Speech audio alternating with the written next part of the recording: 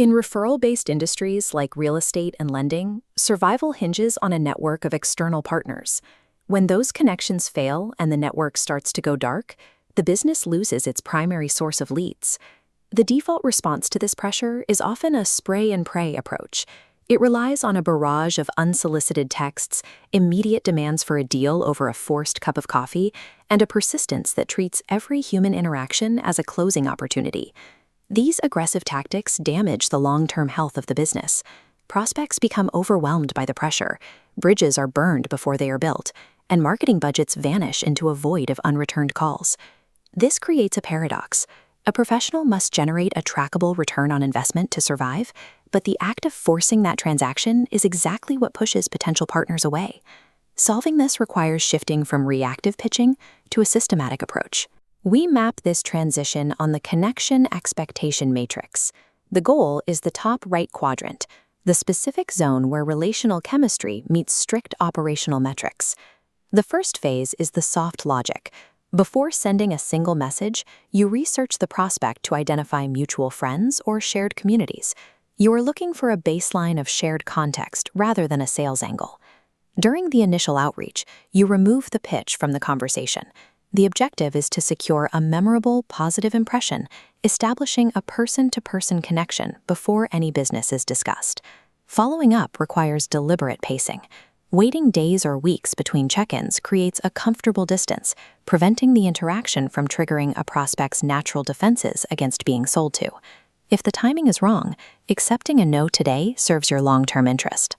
A graceful exit keeps the communication channel viable for the future, whereas pushiness closes it forever. Shared context and low-pressure engagement build a foundation of trust. This chemistry is the prerequisite for the business relationship, and it cannot be manufactured through shortcuts. Chemistry provides the opening, but the relationship dynamic must change the moment shared capital, co-marketing efforts, or active lead generation begins. In this operational phase, the primary rule is clarity. Both partners must move past the friendly stage to define exactly what they owe one another in a professional capacity. Partnerships that rely on assumed obligations eventually break down. By setting strict boundaries and defining ROI expectations up front, you create a continuous green feedback loop where both parties know the score. Within this loop, you begin a 90-day probationary period. By plotting shared marketing spend against the actual leads generated, you move the relationship from a feeling of getting along to the reality of tracking the conversion rate. During this period, you educate the partner on your internal mechanics. Aligning your internal workflows ensures that when a lead is passed, both teams handle the data the same way, eliminating the friction that kills referral volume. Chemistry initiates the relationship, but only data tracking and mutual education can ensure it remains a profitable asset rather than a social obligation. A functional business partnership occupies a specific middle ground. It cannot exist as a purely social friendship, nor can it thrive as a cold transactional exchange.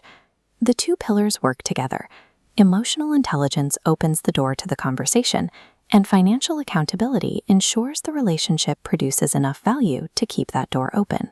Scaling this door system provides an operational floor for your business. By identifying which partners yield high conversion rates, you can concentrate your efforts on proven relationships that continue to generate leads even when traditional advertising costs spike or market demand shifts.